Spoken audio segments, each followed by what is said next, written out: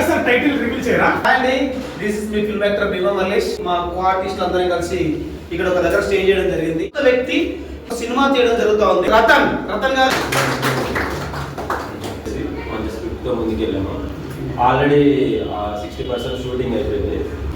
Title ఏంటంటే మనం daily వాడుకలో వాడే పదమే, అది మనం ప్రతి ఒక్కళ్ళు అది యూజ్ చేస్తూ ఉంటాము. టైటిల్ ఏంటంటే నాకు టైం వచ్చింది.